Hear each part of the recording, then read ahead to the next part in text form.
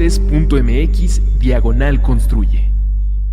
Conoce el manifiesto de nuestra comunidad y ayúdanos a seguir siendo y haciendo puentes. Puentes.mx/construye.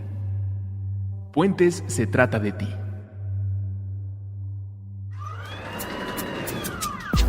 Cine Garage.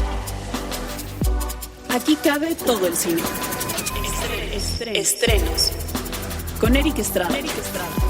Disponible en Spotify, iTunes y puentes.mx.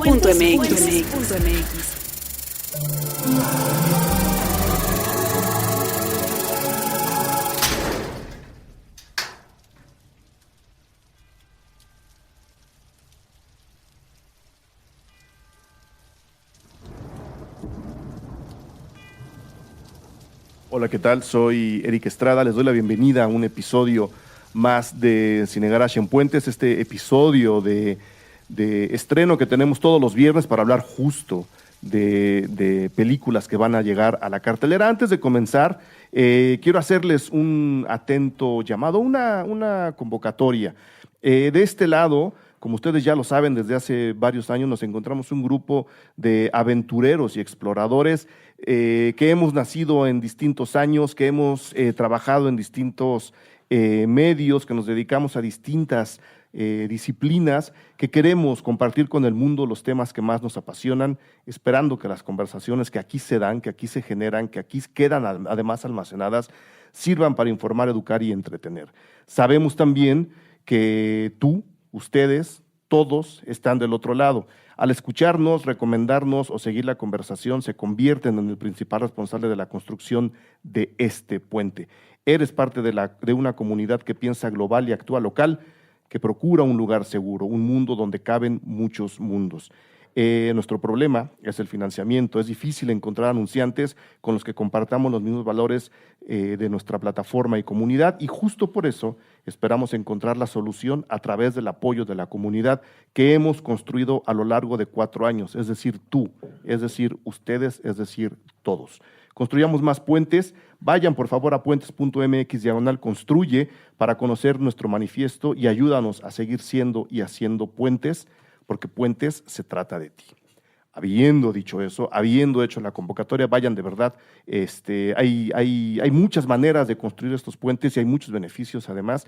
Repito, les doy la bienvenida a un episodio de estreno. Vamos a hablar de Belzebut, la película más reciente de un director del cual hemos visto toda su filmografía. Es un director joven, contemporáneo. Yo la he disfrutado toda. Ahora voy a hablar con él directamente, don Emilio Portes, que es el invitado de este día. Vamos a hablar de una película de terror adulto, lo cual agradezco mucho, Emilio. Bienvenido. Antes de seguir, mil gracias de verdad, porque a pesar de tu alergia invernal, estás enfrente de nosotros y vienes a platicar de tu película. Gracias, Eric. Pues aquí estoy, ronco y sin olor y sin olfato, pero aquí estoy. Sin olfato.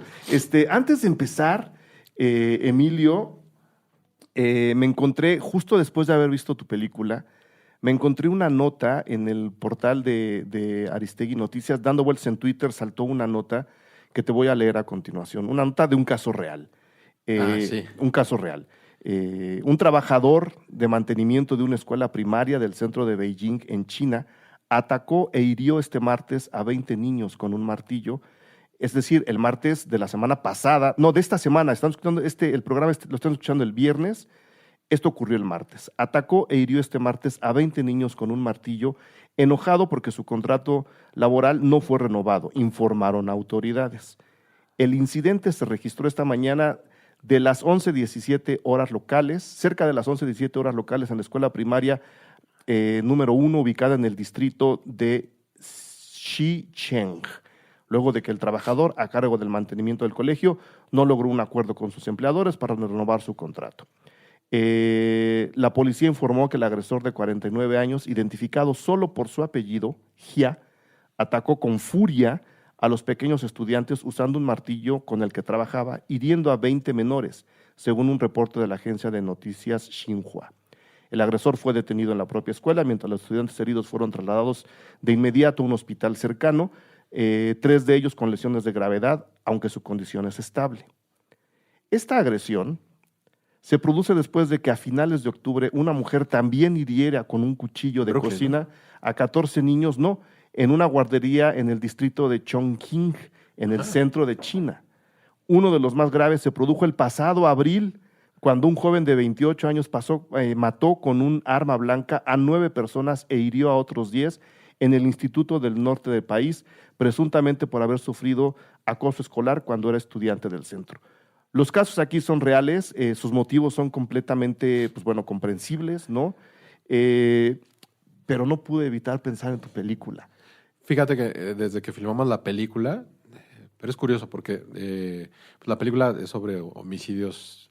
Es un policía que está en la frontera México-Estados Unidos, que tiene una tragedia personal y empieza a investigar unos homicidios que están relacionados con la llegada del demonio Belzebú y que su única pista es un sacerdote excomulgado. Sí, que está vinculado de alguna forma con cada uno de estos ataques, ¿no? Sí, está excomulgado por practicar rollos satánicos y bueno, siendo una película que arranca como una película policíaca, pues están estos asesinatos muy violentos y muy particulares. Uh-huh. Y cada vez que sale una nota de este tipo, dicen, no manches, Belzebú se está cumpliendo. Pero son cosas que han pasado y que van a seguir pasando. Desafortunadamente, ojalá las hiciera Belzebú, pero en realidad las hacen las personas. Las hacemos las personas. Pero la historia es viejísima. O sea, en ese sentido, Belzebú es una película que tiene reminiscencia a la historia de Herodes o a muchas historias bíblicas en las que la Biblia sí es gore. Sí, va a acabar pronto. Si en algún libro llueve sangre, es en la Biblia. En la Biblia. ¿No? Entonces, son cosas que han pasado y desafortunadamente siguen pasando, ¿no? Sí, yo lo decía más que por eso, espero no me hayas malinterpretado. La semana pasada yo pensaba que era esa nota. O sea, salió esta misma semana. Esta semana yo no sabía la del martillo, pero sabía la del cuchillo. La del cuchillo. Y el año pasado hubo un caso igual en Brooklyn y poco antes también había pasado algo parecido. Pasó algo parecido también en Monterrey. Uh-huh. No, además los tiroteos que se dan en Estados Unidos. En Estados Unidos cada mes. También podrían tomarse como, no como la llamada de Belzebú. Ojalá, ¿no? Ojalá algún día llegue y le digamos, oiga, señor, este señor no pudo, arregle usted las cosas. pero no, yo lo decía más que nada porque en esta historia de este policía, que interpreta además Joaquín Cosío lo digo yo en mi texto, está muy enganchado, o sea, está como en muy buena forma para el papel. Emanuel Ritter se llama, ¿no? El personaje es Emanuel Ritter, que es este policía, que Joaquín lo interpreta, pues yo digo que saca todos los trucos que tiene como actor. O sea, el rango actoral de Joaquín es impresionante. Digo, todo el mundo lo conoce por su presencia escénica. Claro, por la voz. Por la voz, por ser un buen actor. Pero también Joaquín, pues, de repente tiene esta capacidad de ser completamente frágil y sensible. Y eso hace que el público conecte muy rápido con el protagónico de la película y que lo siga en su dolor y que ya ha quebrado tanto el público como el personaje sean más susceptibles a estar sugestionados e irse metiendo al mundo sobrenatural, ¿no? Que es justo para donde voy. Si algo me gusta a mí de las películas de terror, Belzebú, vamos a dejarlo muy claro, es una película de terror. Si algo me gusta a mí de las películas de terror es que haya una conexión a veces más frágil, a veces mucho más visible, con una realidad, ya sea de personajes parecidos a lo que estamos viendo en la película, o con una realidad como la que está viviendo un país como México. Entonces yo quería leer esta nota porque si algo reconozco en Belzebú, en el guión, es el trabajo de apropiarse el terror, lo voy a llamar tradicional porque a final de cuentas estamos en medio de un enfrentamiento entre el bien y el mal, ¿no? Sí, es una historia clásica. Es una historia clásica, ¿no?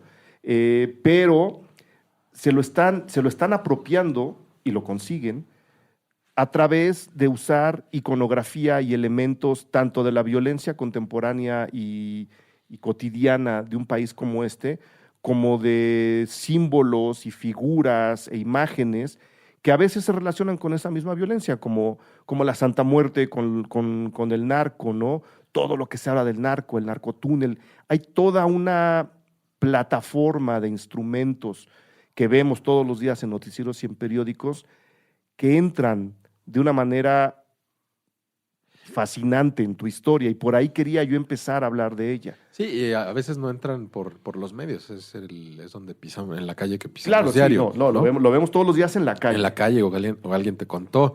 La película no es una película no es una narcoserie ni una narcopelícula. No. De hecho, no sale el narco en la película, No. pero están planteados en ese terreno que de repente es difícil maquillar al estilo peñista de que eso no existe y no pasa, que no funcionó ese maquillaje. Igual en la película.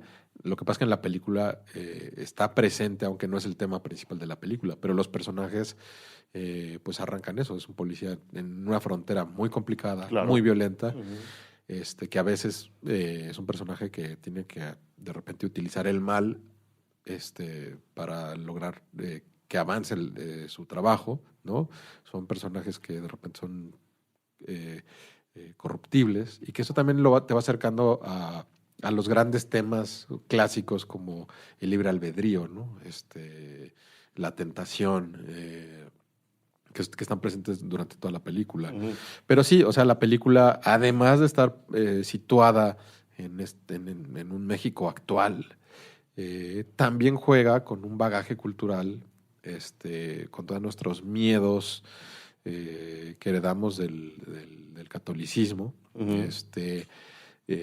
y de todos estos miedos que lo acompañan de las historias, no solo oficiales del texto oficial, como puede ser la historia de Herodes, como también de toda la mitología, por ejemplo, de las leyendas salomónicas, de la invocación de demonios, que en eso prácticamente está basada, en esa historia judeocristiana está basada toda la brujería medieval, hasta la santería o la wicca o la brujería que se practica hoy es está basada o tiene orígenes en esa leyenda salomónica. Y a partir de eso está construido uno de los antagonistas de la película, que, como te decía, es este sacerdote que está excomulgado y que interpreta a Tobin Bell, que es actor muy conocido por interpretar a Jigsaw en toda la saga de Saw, de Juego Macabro. Entonces, pues sí, en ese sentido la película tiene un trasfondo, por un lado, de un México complicado, violento, corrupto. No es el tema principal. Y por otro lado, pues los personajes son muy, muy, muy guadalupanos, y viven con estas culpas y con estos miedos y con estas sugestiones. Hay una frase en la película muy chingona que dice hasta los ateos son creyentes. Son creyentes. Que eso resume el ser guadalupano. Al marxismo guadalupano Exactamente. de varios sindicatos por ahí. Pero eso te da el grado de devoción y superstición en el que navega el mexicano y en el que navegan los personajes de la película. Claro, pero es que yo creo que el terror, y es muy curioso, además, lo voy a mencionar nada más así por encima porque habrá programa al respecto. Suspiria, la película de Luca Guadagnino, que se estrena también este mismo fin de semana y que yo recomiendo ver antes o después de Belcebú. Tienen que ver una el viernes y una el sábado, se los digo desde ahora. Vean primero Belcebú. Vean primero Belcebú y luego métanse a ver Suspiria, que fue el orden en el que yo las vi, y es alucinante. Las dos hacen lo que yo creo que el terror tiene que hacer, que es justo eso. Poner, como dices, todos estos elementos que no son el tema central de la película, pero que le dan al tema central de la película un espacio en el cual construye el estadio donde se va a dar el juego final. Sí. Es decir, nosotros todo el tiempo estamos viendo noticias sobre el narco, todo el tiempo estamos leyendo noticias sobre la violencia en la que está hundida y otros países, ¿no? Todo el tiempo tenemos el tema presente, y eso hace que una historia como la que tú estás planteando, el enfrentamiento del bien y del mal, tenga un estadio creíble, ¿no? En donde ciertas dudas empiezan a aparecer y decir, ¿y qué pasa si de verdad la Santa Muerte tiene un papel importante en los juegos que estamos leyendo en el periódico, así como lo puede tener en la película? se abre una frontera indeterminada en el que lo que se cree y lo que se sabe se empiezan a mezclar, y eso hace de la historia algo bien interesante. Bueno, Tobin Bell, que también, tanto como yo, Joaquín, quedamos enamorados del guión, él como veía la película, Tobin, decía que era un reflejo de los tiempos violentos que estamos viviendo. Uh-huh. Él tiene él viene de una enseñanza o fue educado en la tradición católica irlandesa en Estados Unidos y entiende muy bien el catolicismo, y un poco al vivir estos tiempos ¿cómo se llama?, de supervillanos como al poder como Trump. Uh-huh. Y también el tema de que la violencia, que no es nueva, siempre ha existido, pero ahora que los medios te ponen al alcance estas noticias que dices, pues existe Siria y existe la frontera México-Estados Unidos y existen estas matanzas y, o sea, como que son cosas que sabíamos que existían, pero nunca las habíamos tenido tan de cerca. Y la película está situada un poco con este espíritu del fin de los tiempos, uh-huh, ¿no? En un sabor muy apocalíptico, ¿no? Por la violencia que ahora podemos palpar más tanto por los medios como porque las cosas se han complicado, ¿no? Sobre todo en el tercer mundo. Pero sí estuvo esta búsqueda. O sea, sí hubo una idea de ubicar en... En el guión original no sucedía en la frontera, pero justo cuando lo leo, una de las cosas que voy adaptando con Luis Carlos es proponer o decir, esta película tiene que estar contada en la frontera. En la frontera, justo en un país pegado a un imperio, para que suceda como estos temas bíblicos o trágicos y le den más sentido a los personajes. Uh-huh. ¿De qué tan atrás estamos hablando en el trabajo de la historia? Porque lo digo en mi texto, Conozca la cabeza de Juan Pérez, que es tu primer largometraje, tenía algunos ingredientes que ahora están explotando en Belzebú, en un tono diferente, ¿no? Pero están ahí, ¿no? Pastorela, tú me lo acabas de decir hace rato, es una especie del lado luminoso de lo que se está contando ahora en Belzebú. Luminoso por no llamarlo realista, sino es simplemente una historia paralela, una película hermana. Claro, es cierto. Belzebú. O sea, yo vengo de hacer películas que son horror comedies, ¿no? Mm. O sea, la cabeza de Juan Pérez es un mago que se roba una guillotina que tiene una maldición. Que se la lleva a su circo y descabeza a todo el mundo. Y Pastorela es una película literalmente de judiciales contra exorcistas navideña. Uh-huh. Y digamos que en estos términos de comedia lúdica, pues son historias muy violentas, pero dentro de la comedia son permisibles y claro, disfrutables. Aquí en Belzebú estamos en el terreno del realismo y del melodrama y de hecho, eso es algo muy interesante, porque para que la película dé miedo, pues tiene que tener un grado realista. Y plantearla en este México actual y violento y complicado, pues te mete en un tono real. Es una película que tiene muy poco humor. Y cuando hay humor, es un humor muy negro. Es muy negro, que de repente quien baja esos balones es José Sefami, que es un crack. Uh-huh. Y que te saque una carcajada después de estar con los... ¿Cómo se llama? Con un estrés de estar viendo cosas muy fuertes. Sí. Pero eso hace que la película tenga un buen ritmo, es decir, que después de tanta violencia haya un respiro, en este caso con pequeños detalles que Pepe pone en la historia para que aligere una tragedia, porque 2 horas de tragedia están complicadas. Sí, es complejo.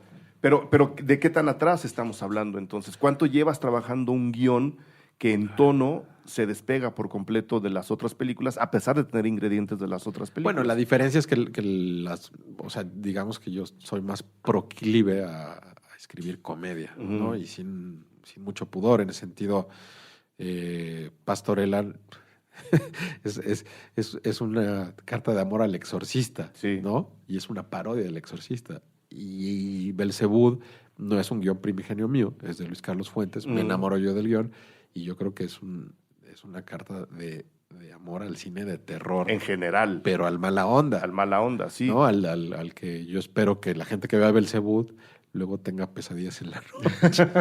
Pues mira, creo que por lo menos el camino está plano. O sea, sí hay mucha gente que no solo en la noche a la hora de dormir. Yo veía en la sala un par de compañeras que sí decían, híjole, esto está fuerte. O sea, sí hay un par de secuencias en el que uno dice, el cine mexicano, especialmente el de género y particularmente el de terror, se había prohibido o se prohibió o se quiso prohibir o está buscando evitar, ya no sé yo ni por qué ni para qué, situaciones y tensiones como la que tú estás manejando en Belzebú. O sea, hasta cierto punto, una parte del terror mexicano no había querido acercarse a este tipo de situaciones. No es el terror, que además yo estoy completamente peleado en contra de esa idea, el terror que te hace saltar en el sillón. O sea, el terror no tiene necesariamente que hacerte saltar en el sillón, puede jugar con otros mecanismos, creo que Belzebú lo hace.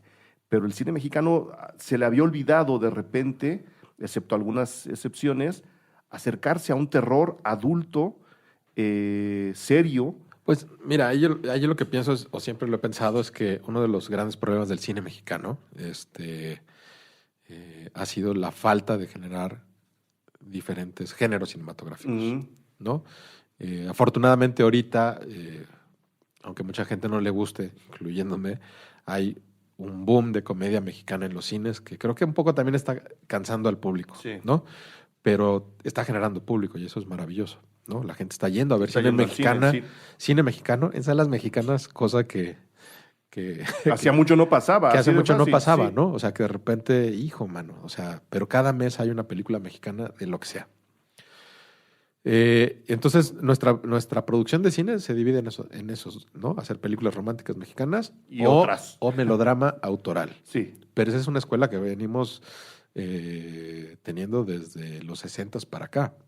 Y de repente se dejó de hacer western, se dejó de hacer acción, se dejó de hacer novela policíaca, se dejaron. Y el terror, nuestra historia o nuestra filmografía de cine de terror es muy intermitente. O sea, tenemos a Fernando Méndez, luego pasan como 20 años y tenemos Taboada, luego tenemos El Santo, que en realidad es un género en sí mismo, sí, pero es un exponente del terror. Del terror chistosón y serie B, pero que no dejó una tradición tampoco. O sea, nadie podía hacer películas del Santo, porque o eran del Santo o no eran. O no eran películas. No eran películas. Sí, sin Santo no hay películas. Exacto, incluso hubo varios intentos de hacer otras películas. Creo que las más exitosas fueron las de Blue Demon, que no tiene una filmografía tan amplia como la del Santo. Y un par de otros luchadores lo intentaron y no... Porque era un género en sí mismo, era como hacer otro James Bond. Claro, sin James Bond. Exacto, pero El Santo es cine de terror. Y luego de ahí, que tampoco pues, de repente daban muchas ganas de hacer eso porque era serie B y era una convención y son maravillosas en sí mismos. En sí mismas, sí. Después viene Taboada, que sí busca seriamente el terror de una manera clásica. Y a la mexicana. Y a la mexicana. A la mexicana, quiero decir, a la buena, no más metiendo leyendas porque sí. No, son como muy buenas adaptaciones o de, no sé, como de Edgar Allan Poe, por decirlo de algún modo. Y de ahí pasan otros 20 años y viene Del Toro con Cronos, luego Del Toro se va. Y pues dejó ahí la semilla y luego pasan otros 10, 12 años para que llegue Rigo y luego otros 2 para que llegue Jorge Michel. Y ahorita apenas empieza a ver como esta salida del closet de gente que quiere hacer terror, como por ejemplo Isa, que había hecho películas de comedia y de repente resulta que siempre fue nerd del terror y pone algo ahí muy interesante en la mesa. O Cravioto y Rigo otra vez con la serie de Netflix. Entonces, pues es chistoso porque el público mexicano siempre ha estado ahí como ávido de consumir cine de terror. Bueno, pero solo es el americano o a buscar el asiático en festivales. Claro, pero el mexicano no se veía o se le menospreciaba a priori incluso. Pues es que pasa, digo, y a mí me pasa, o sea, justo a mí las dos cosas que me gustan son los géneros malditos, los que están mal vistos, la comedia Y el Y el terror. terror. Bueno, la comedia que no sea romántica Sí, está mal vista. sí. Y el terror, pues también, ¿no? Es non sacro, sobre todo en las escuelas de cine y en los comités. Pero no, de repente, o sea, creo que una de las virtudes de Belcebú es que el guión, a pesar de ser de género, que yo no veo que sea algo malo, sino al No, contrario. al contrario. El guión era maravilloso y creo que el guión era tan bueno que se pudo como reescribir y adaptar y era un dulce hasta el momento de editarlo. Era una historia muy sólida y ahora viéndolo en estas primeras funciones con público, pues estamos como muy orgullosos. No de traer al cine mexicano como género, sino de poner en la mesa una buena película de terror, que espero que tenga vida en Pues la mira, filmografía nacional. Hablando de tener vida en la filmografía nacional, yo te lo pondría así, estás poniendo en la mesa una buena película. O sea, Sí. ya que sea de terror o no, es como el extra, ¿no? Pero de entrada, yo que creo que ya el cine, bueno, esto no es para menospreciar a ningún tipo de género ni a ningún tipo de manifestación, pero las películas seguirán siendo buenas y malas. Ya luego vemos si es terror, comedia, ciencia ficción Por supuesto. o otra cosa. De entrada creo, y te lo digo no porque estés aquí, están poniendo en la mesa una buena película, que es algo que de repente es difícil encontrar. O sea, a la hora de hacer las listas de fin de año, del año pasado, yo decía, tengo 20 favoritas en el año, esos son 2 al mes. ¿No debería tener una a la semana? Yo creo que ese sería un buen parámetro para decir, tengo una muy buena película a la semana. Yo creo que tu película está acomodada ya como una buena película y luego hablamos del manejo de terror. Eso es el piropo que yo te quería lanzar nada más. No, pues muchas gracias. Pero sí, en efecto, también. Lo que pasa es que hay una sobreproducción mundial, ¿no? Ujú. Se produce más que nunca. Sí. El Internet hace que consumas más que nunca historias. También la velocidad en la que se producen las cosas. No sé, a mí me pasa que después de ver un par de series y estar en el hype de las series, de repente poner una película es como leer un libro que dices, no quiero ver nada ni mañana ni pasado, ya vi lo que quería ver, estoy muy contento, estoy satisfecho, ya me llené, no quiero ver una serie en la que me tengo que enterar mañana y pasado en qué sigue, sino de repente el formato, creo que, no sé si porque estoy envejeciendo, sino porque el formato de película, de unitaria, cine, de una cosa que dura hora y media, empieza, se acaba y no va a haber secuela ni precuela. Sí. Por más que se les ocurra a los gringos, te da, creo que es una virtud del cine, ¿sabes? También una virtud que el cine siempre busca, que es la síntesis, ¿no? Sí. Cómo compactar una larga historia en 2 horas o en hora y media, o en 3, no sé, pero para que no sea serie, pues, ¿no?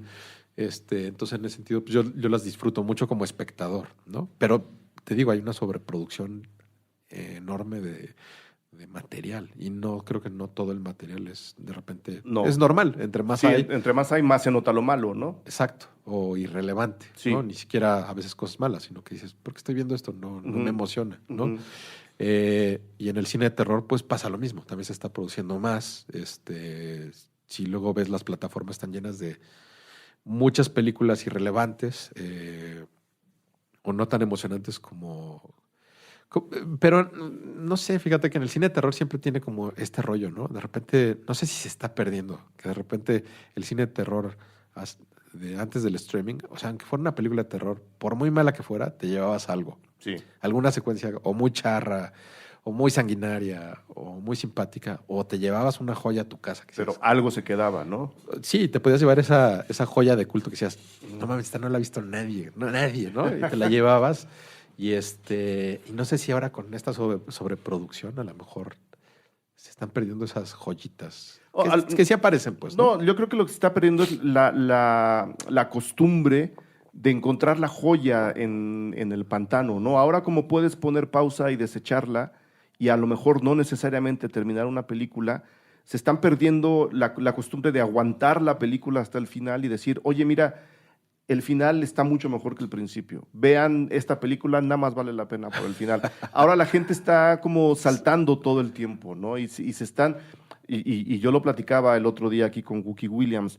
y esto es una llamada de atención a Netflix, cuando te sale la opción de omitir intro en lo que tú quieras que estás viendo, ¿no? Sí. Saltarme a la introducción. O los créditos. En los créditos te estás saltando los nombres de la gente que le escribió, la gente que fotografió, la gente que iluminó, y dices, ¿cómo voy a hacer la relación de esta película con otra si no sé quién trabajó en cuál? Que pasa mucho, por ejemplo, en el streaming, en esta plataforma que distribuye música. Ujú, De repente es espantoso no saber quién toca en el disco. ujú. ¿Sabes? Que de repente... Esa información se está perdiendo. Que, por ejemplo, a mí que me gusta mucho el jazz, siempre el librito decías, mira, este cabrón tocó acá, ¿no? Coleman Hawkins, y de repente y Coleman Hawkins te llevaba a amigos, A otros, y amigos sí. te llevaba, Sí. ¿sabes? Y de repente los créditos en el streaming es un desastre. Y pasa con los créditos. ¿Cómo vas a encontrar al nuevo Estorado o al nuevo... Al Tarantino nuevo, si no sabes quién dirigió la segunda unidad, Sí, ¿no? Por ejemplo. o a los guionistas. O a los guionistas. ¿No? ¿Quién estuvo trabajando Que a veces ahí? no te pueden gustar los directores, pero dices, mira El guión no está o a mal. los editores, ¿no? Ujú. O sea, Michael Kahn, que es un editor que yo siempre seguí por las películas de Spielberg, de repente, o Thelma Schumacher, que dices, claro, el estilo viene también Por por ahí. ahí, o el músico, ¿no? Ujú. Es que sí es cierto eso de las intros, digo, para las series, pues sí que voy a verla varias veces, pero también luego te pierdes y dices, por ejemplo, ¿qué directores ¿En qué hacen? capítulos? Sí, exacto, ¿no? Por ejemplo, Sopranos, ¿no? Que era Tim Van Patten, y de repente hacen otra serie y dices, claro, son estos mismos. ¿No? O te lo voy a poner, changos. o te lo voy a poner así, hablando de joyitas, el episodio que dirigió Jodie Foster para House of Cards, Por supuesto. ¿no? ¿Cuánta gente Por se enteró supuesto. por saltarse la introducción? Ahí está mi regaño de todos los años, señoras y señores. Vamos a regresar a la película. Hablando de estilos, ¿de dónde viene el estilo de la película? Te lo digo por dos razones. Número uno, porque la sensación de la fotografía no es la que tenemos ahora en las películas de terror, que suelen ser incluso demasiado prístinas. Hay cierta textura en tu fotografía que nos lleva a otro estilo de otro terror. Y por supuesto el montaje, por supuesto no es tan abigarrado ni tan acelerado como de nuevo otras malas películas de terror nos están encimando, ¿no? Que creen que a la hora de acercar los cortes uno se va a sentir más exaltado porque no saben generar tensión. Tu tensión, tu fotografía, tus emociones están en otro espectro. ¿De dónde viene el estilo de tu película? Bueno, la película, de alguna manera, por ejemplo, si dijéramos no sé si ya lo había dicho, ¿no? Pero por ejemplo, si Pastorela era una carta de amor al exorcista, donde hay muchos homenajes o parodias o fusiles de planos y eso dentro de la parodia al exorcista, en Belzebú no se pudo hacer tanto eso, porque la película, digamos que era un material original, o que tenía que ser fiel al mood, al tempo, a las atmósferas. O sea, lo que buscamos mucho con el diseñador de producción y el fotógrafo era eso, generar atmósferas, ambientes. También queríamos tener cierta fidelidad a la frontera, que haber ido ir a filmar a Mexicali, que es un lugar donde existen los atardeceres más bellos del mundo. Eso queríamos que se permeara en el resto de la película para generar atmósferas y que eso te generara cierta ansiedad o cierto suspenso, y un poco eso pues va permeando todo el trabajo, el tempo de la película, ¿no? Cuándo tienes que estirar y cuándo tienes que acelerar. De hecho, sí es una película muy naranja, así creo, si no estoy recordando mal. Pues tiene de todo, o sea, porque la película como concepto empezó siendo morada por los atardeceres y roja, pero también está este mundo, por ejemplo, de las lámparas sordas, que ahora son LED, entonces de repente te dan una luz azul. Hay secuencias que están iluminadas con luces de bengala, que son rojas. Hay cosas muy urbanas, incluso un poco chilangas, que es luces de sodio, naranjas. Es una película muy colorida y que que trata de explotar mucho el color. Es una película que sucede mucho de noche, y entonces eso genera como muchos ambientes. Hay un cuarto que era como un reto para el fotógrafo, es un cuarto que verán al final de la película, que no tiene ventanas ni salidas, es un cuarto subterráneo, y tiene 5 momentos de iluminación muy diferentes y muy sutiles y no te das cuenta en qué momento pasa de uno a otro. Ujú. Y eso es algo que me siento muy orgulloso de que Ramón haya craqueado ese Rubik, que haya resuelto ese rompecabezas para sacarle jugo a una locación que es un Rubik para un fotógrafo, ¿no? ¿Dónde metes la luz cuando no hay? Cuando no hay ventanas, No hay no, ventanas. no hay luz principal, digamos, ¿no? Exacto. Y eso hace una película, bueno, secuencias muy ricas y muy sugestivas y muy Creo que sí, justo la palabra es sugestiva, es una película que aunque ocurre prácticamente toda de noche, no abusa de la oscuridad, que es otro grave pecado que tienen muchísimas malas películas de terror, en la que de repente no se ve nada y no se ve nada todo el tiempo, y de repente lo único que ves es, lo voy a decir así, la cara del maligno, por llamarlo así. Sí. 2 segundos para que saltes en tu asiento y estés tranquilo otra media hora en donde no se va a ver nada. Tu película afortunadamente no abusa de esa oscuridad, incluso en las habitaciones cerradas, como esta del final de la película, o en las tomas, en las tomas nocturnas, uno está dimensionando perfectamente bien dónde está parado todo mundo, aunque sabemos que es de noche, tu suspenso está en otro lado. Por eso te decía yo, ¿de dónde viene ese otro estilo? ¿Qué otras películas estás jalando para meterlas en tu narración? Pues no tantas, te digo, no tantas como en Pastorela, que sí era como Obvio. como hacer, o sea, robarse de clásicos, pero en ese sentido yo creo que viene mucho del drama, del guión, o sea, de tener personajes muy bien escritos. El personaje de Ritter creo que es un personaje que está muy bien escrito. Uh-huh. El personaje que hace Tobin Bell creo que también es un personaje muy, muy enigmático y muy entrañable, que al final pues, son los que le dan sustento, ¿no? O sea, todos los personajes tienen algo, la madre y el niño estos que aparecen todo el tiempo en la película.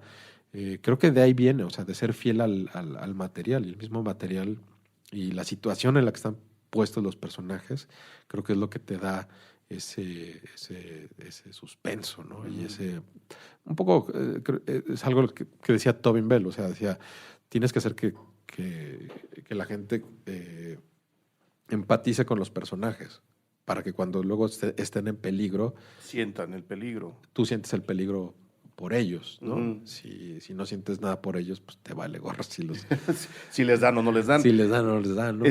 Lo has mencionado varias veces. ¿Qué tanto metió la mano Tobin Bell una vez que él estuvo involucrado en la película? ¿O fue más bien una colaboración creativa?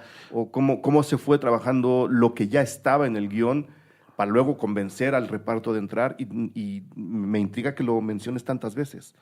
No, como todos me intriga para bien, que quede claro. Como todos los actores, o sea, nosotros hicimos un casting con una directora de casting extranjera, y nada, pusimos nuestro wishlist, pero evidentemente estábamos buscando a alguien que tuviera esa edad, que fuera buen actor. Que se viera así además, ¿no? Que se viera así, no queríamos cambiar mucho las cosas, o sea, no buscábamos hacer con prostéticos a un actor joven viejo, sino necesitábamos alguien real. Uh-huh. Y salió el nombre de él y la posibilidad de que fuera él, se le envió el guión, se enamoró del guión, como todos los demás, y se sumó al proyecto. Un poco terminó de convencerse no solo con el guión, que fue lo más importante, sino con unos bocetos que le mandé yo del diseño de este personaje que está todo tatuado, y creo que le mandamos Pastorela. Y entonces también le interesaba, que veía que éramos un poco un equipo serio y que teníamos un rollo visual uh-huh. Interesante. Y cuando llegó aquí, pues lo mismo. O sea, que los actores destripan el guión para ver qué trae este personaje y lo abren y lo vuelven a construir. Y nada, o sea, en realidad son como cualquier actor, pone lo que trae en la mesa y al final el director decide. Por lo general, tampoco es que traigan ideas completamente diferentes. Tan descabelladas. Para eso, ¿no? Los invitas, ¿no? Claro. O sea, invitas gente que sabes que... Por eso digo que, por ejemplo, mi trabajo con Joaquín es muy pequeño, porque un poco entre los dos ya sabemos, pues, que lo que leímos es para allá y es para allá, pues, ¿no? Entonces, es muy poco lo que uno como director hace cuando haces un buen cast. Solo apuntas o escoges detallitos pero un poco ya sabemos a qué venimos, ¿no? Joaquín te dijo que sí a la primera. Te lo pregunto porque en guión, especialmente el terror, es una cosa muy extraña, ¿no? Es tener todo lo que vas a ver por escrito y la definición y los racionales y todo aquello. Debe ser raro convencer a un actor para decirle, oye, justo aquí es donde te vas a enfrentar al mal y va a pasar esto, y por decir algo, no, esto no ocurre en la película, por decir algo, va a explotar una pila de agua bendita y te va a salpicar y te va a descarnar. O sea, el terror escrito es una cosa muy peculiar. ¿Te dijeron que sí todos? El guión era muy bueno, el guión sí. Sí, no estoy diciendo el que guión, no. el guión, o sea, muy bueno en el sentido que lo leías y daba miedo. Daba miedo, ya. Digo, a mí no, a mí me daba emoción, pero mucha gente que lo leía le daba miedo. Ok. Aún así, siempre creo que es muy difícil, incluso para los actores o para muy gran parte del crew, realmente entender cómo va a quedar la película. Uh-huh. Incluso para el director, mientras estás filmando la película, pues vas viendo cómo va quedando. Tú estás pensando mucho en el futuro también, ¿no? Sí, uno trabaja o sea, el director trabaja para el editor. Uh-huh. ¿No? Dices, pues esto le tiene que gustar al editor. Si no le gusta al editor, ya valió madre, cabrón. Y un poco vas viendo cómo se convierte ese texto en tercera dimensión. Entonces, en ese sentido, de repente, Joaquín lo decía en una de las entrevistas de ayer, él no trabaja de una manera muy analítica. Sí, digo, hace un análisis muy rápido y es un tipo brillante, pero no sobreanaliza las cosas, porque también tiene un rollo de llegar al set y sorprenderse y vivir lo del día de hoy. Lo del día, claro. Es decir, llegas y ves este actor, pues trabajas con lo que te están dando. Llegas y trabajas en el set que te están poniendo. Y eso es una manera de acercarse al trabajo pues muy interesante, porque es fresco, ¿no? Y no estás predisponiendo cosas que a lo mejor no son. Uh-huh. En ese sentido, por ejemplo, el director y el guionista sí exploran muchos universos paralelos antes de, ¿cómo se llama? De llegar al set. Uh-huh. También en presupuesto dices, no te alcanza para pero vámonos por esta línea de tiempo, y de repente encuentras cosas maravillosas. Dices, no siempre lo grande es lo mejor, ¿no? Claro. De repente hay ciertas limitaciones que te hacen encontrar como guionista o como director una salida diferente. Y salidas mucho más dramáticas o más ágiles o mejores, pues, ¿no? O sea, más emocionantes. ¿Había un interés en particular para que fuera Joaquín el que tomara el protagónico de este? Sí, mucha. O sea, en cuanto leí el guión, dije, tiene que ser Joaquín.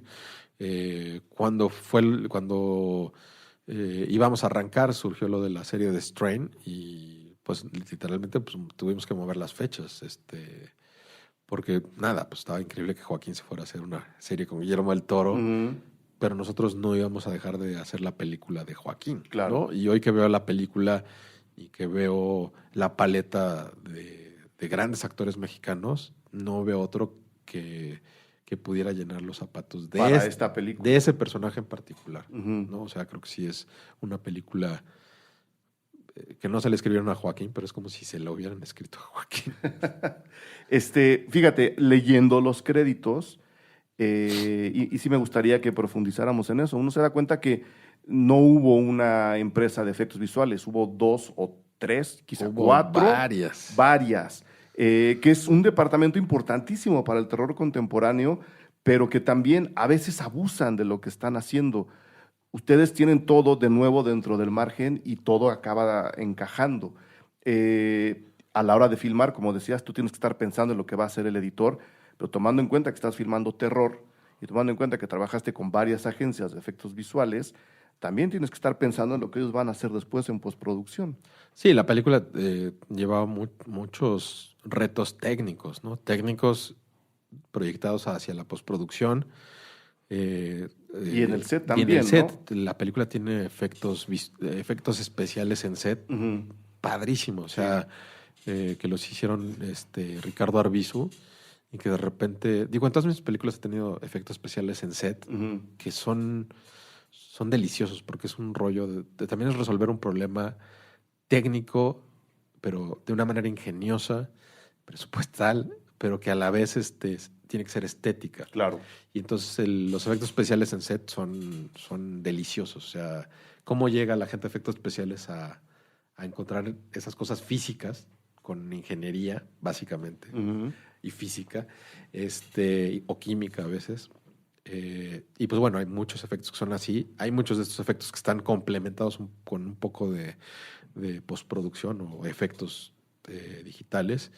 Y luego también hay una serie de efectos 100% digitales que se pensaron desde que se arrancaron la película. Es de todo. O sea, a veces quieres que los efectos no se vean, a veces quieres que se vean. Y un poco te estás moviendo en ese triángulo de los efectos especiales reales, los efectos especiales para aderezar a los reales y a veces los digitales, 100%.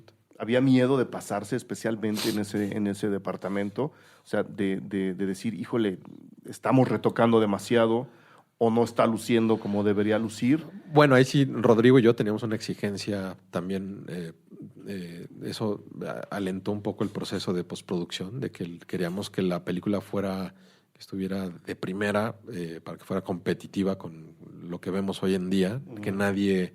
Me da gusto porque hay muchos efectos que a lo mejor yo no estoy contento, pero la gente le gusta mucho. A la gente le gustan, sí. Muchos, entonces eso me da como cierta esperanza. Pero les gustan mucho los efectos, porque también muchas veces pasa con el efecto, que muchas veces hay un hiperrealismo en los efectos digitales hoy, sí. Y eso hace que se vean falsos. Y por otro lado también lo que buscas, a veces la gran solución del efecto especial es que como todo tiene que ser plásticamente interesante y convivir en la película. Entonces, pero a fin de cuentas lo que queríamos es tener unos efectos de primera, también pensando que para que la película también envejezca bien y no se vuelva como el Jabba the Hutt de las ediciones especiales, que todos los efectos prácticos de la película original se ven preciosos y se ven creíbles y verosímiles. Y lo único que ha envejecido en 10 años es el retoque digital. Es el Jabba the Hutt digital, ¿no? Tampoco es una escena que se necesitara, ¿no? Además, ¿no? Ya no la habían quitado, nadie la había pedido. Nadie la había pedido. Funcionaba muy bien solo el nombre, que es muy bueno. Claro. Y pero bueno, caprichos del señor Lucas. No sé si estoy interpretando bien esta pelea entre el bien y el mal de la película. Tú decías hace rato, está ahí toda la herencia de la cultura católica en México, ¿no? Hay mucho del sincretismo también que se da entre lo prehispánico y lo católico, pero no es, y creo que de nuevo es un acierto, el sacerdote enfrentando al demonio. Creo que la intención, a pesar del nombre, que es completamente bíblico, ¿no? Y que tiene ahí sus raíces y sus interpretaciones, es hablar de muchos males y de muchos bienes en la historia de este policía, ¿no? No hay una salida al problema, porque no tenemos un problema, tenemos muchos problemas y en consecuencia hay que tener muchas salidas.